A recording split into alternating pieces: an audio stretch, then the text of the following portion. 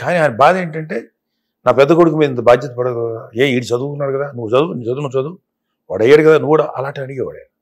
తర్వాత అన్నయ్యే మొండికేసి లేదు నేను ఆయన చూసుకుంటాను, నాకు కావాలి, నేను నాది బాధ్యత అని చెప్పి. అలాగే మా చెల్లి పెళ్లి బాధ్యతలు కానీ మా అందరి బాధ్యత అన్నయ్య ఎప్పుడు తీసుకున్నాడు. ఆయనకి ఎంత ఆనందం అంటే నా కొడుకు కదా ఇంత బాధ్యతలు తీసుకున్నాడు, నేను వయసులో నెరవేర్చాల్దాం అనుకున్న బాధ్యతలని నా పెద్ద కొడుకు తీసుకున్నాడు. అందుకని అన్నయ్య అంటే అపారమైన గౌరవం, అపారమైన ఇష్టం. కానీ అన్నయ్యకి నాన్న చూస్తే చిన్న భయం ఉండేది. అంటే భయం అంటే ఎంత రిటైర్ అయిపోయినా సరే గౌరవం చిన్న భయం కూడా ఉండేది. మా గౌరవం అనేది ఎట్లాగా ఉంటుంది, అది 100% ఉంటుంది. నాన్నకేమో అన్నయ్య చూస్తే గౌరవం ఉండేది. నాన్న తెలియకుండా అన్నయ్య కొంచెం పెద్ద వయసు వచ్చిన తర్వాత ఎందుకులే పెద్దోడితో అని చెప్పి కొంచెం భయపడేవాడు ఆయన కూడా. అన్నయ్య గబుక్కిరి ఏదైనా ఉంటే మొహం మీద వేసాడు. కొంచెం వయసు వచ్చిన తర్వాత కొంచెం ఆయనకు కొంచెం చనువు వచ్చింది, ఆయన అడిగేవాడు. అలాగా నాన్న అన్నయ్య మధ్యలో ఒక చిన్న ఏంటంటే ఫ్రెండ్లీ అట్మాస్ఫియర్ ఉండేది. ఆయన ఏదన్నా అంటే ఈయన కొంచెం ఫీల్ అయ్యేవాడు, ఈయన అన్నయ్య ఏదన్నా నాన్న ఏదన్నా అంటే అన్నయ్య ఫీల్ ఆ చిన్న ఇది మళ్ళీ ప్యాసిఫై అంటే చాలా ఒక మంచి అట్మాస్ఫియర్ ఉంది. చాలా చాలా హ్యాపీ ఆయన అన్నయ్య విషయంలో. ఇంకంతకంటే నా పెద్ద కొడుకు కన్నా ఎవరు అంత బాధ్యత తీసుకుంటారు అనేది. సో ఈ వాజ్ ఓన్లీ కన్సర్న్డ్ అబౌట్ ఇంత బాగా తన వంతు రెస్పాన్సిబిలిటీస్ ని నిర్వర్తిస్తున్నాడు పెద్ద కొడుకు అన్న యాంగిల్లోనే. అంటే ఆయన పెద్ద కెరీరు, పెద్ద hero, highest remunerations, highest peak success, వీటి మీద ఎక్కువ కాన్సన్ట్రేషన్ ఉండేదే కాదేమోనా ఆయనకి. అంటే ఆయన సక్సెస్ ని ఆయన ఏదైతే ఆయన సాధించాడో కీర్తిని అని ఆయన సంతోషపడాడు, చాలా ఆనందపడేవాడు.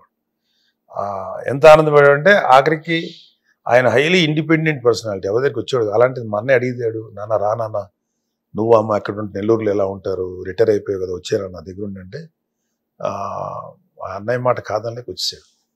కాకపోతే నా అన్నయ్య ఎంత గౌరవం అంటే నానంటే, నాన్న నువ్వు వచ్చిన నా ఇంట్లో ఉండక నాన్న, నా దగ్గర ఉంటే నీకు ఇండిపెండెన్స్ ఉండదు, నేను ఒక ఇల్లు కొంటాను నీకోసం, అక్కడ ఉండు నువ్వు అమ్మ, నేనే వచ్చి ఉంటాను ఎప్పుడు, పక్కనే ఉండేది.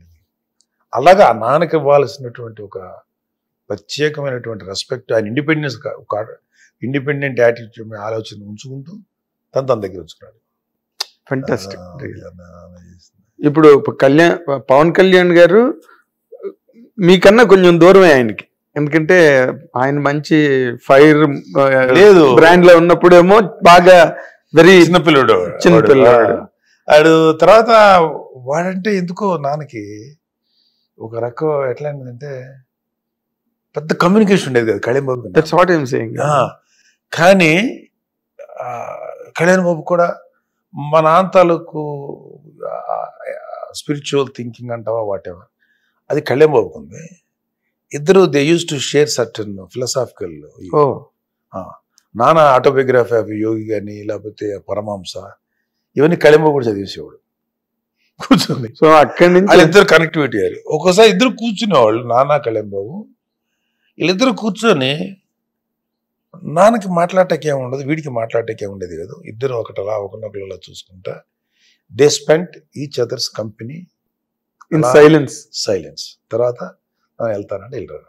అన్నయ్య కళ్యాణ్ బాబు నాన్న ఇండిపెండెంట్గా పెట్టినప్పుడు కళ్యాణ్ బాబు చాలా కాలం అక్కడే ఉన్నాడు, తను యాక్టర్ అయ్యి హీరో అయ్యేదాకా.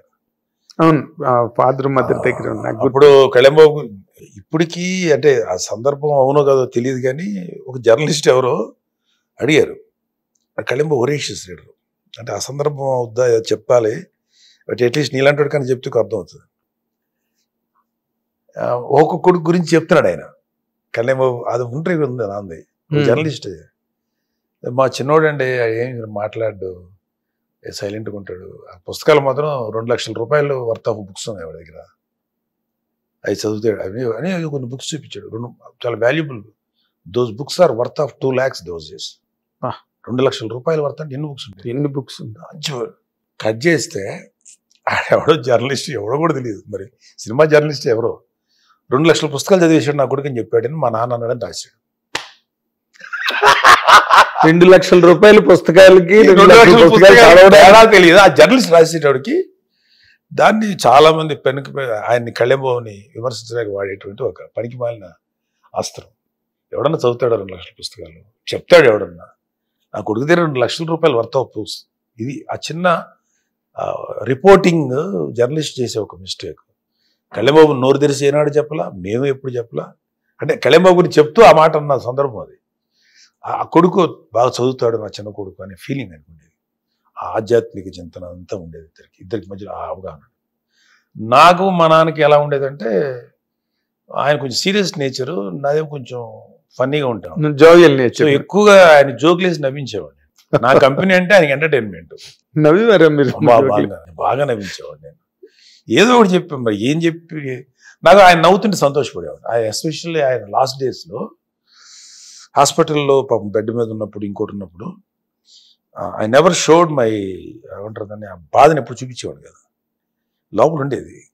కొద్దిసేపు ఏదో జోక్ వేసి డైవర్స్ నవ్విస్తుంటే ఆయన నవ్వుతూ దగ్గుతుండేవాడు. కాఫ్ వచ్చేసేది, నవ్వేసాడు. నవ్వే ఆపరా, నవ్వచ్చుగా ఏదో ఏదో ఏదో నవ్వు అని తిడతా మళ్ళీ నవ్వుతుండేవాడు. నాకు అనిపించింది, ఒక నా తండ్రికి నేను అట్లీస్ట్ కొద్దిసేపు నవ్వించగలుగుతున్నాను కదా అని తృప్తి ఉంటుంది. వినోదం నవ్వించగలిగాను కదా కొద్దిసేపు. అదే నేను మా నాన్న చేసింది, అంతకంటే.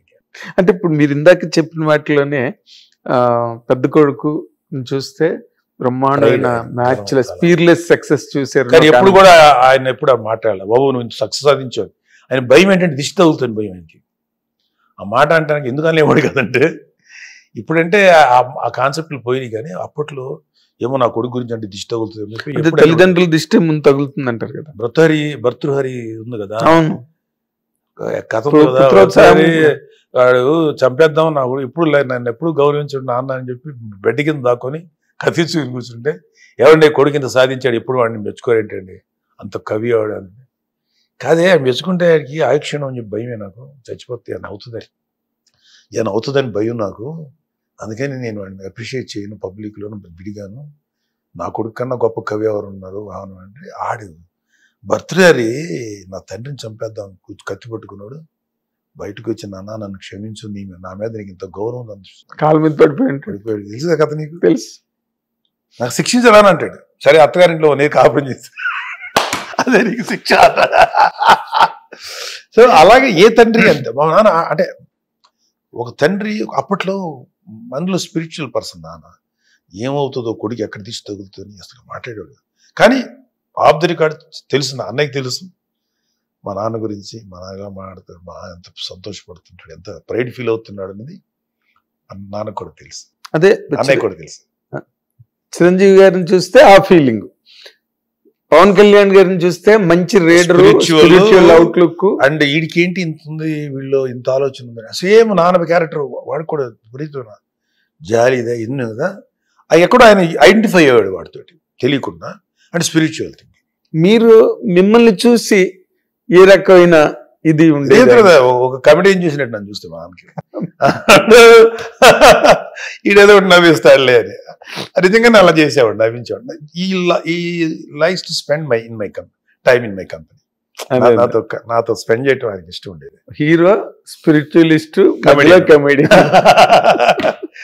హాస్పిటల్లో ఉన్నప్పుడు నేను తిరుగుతుంటే ఆయన రమ్మనవే నా బాబుని ఉంటాడు అనేవాడు పాపం. ఆ రేంజ్లో అనిపించేది.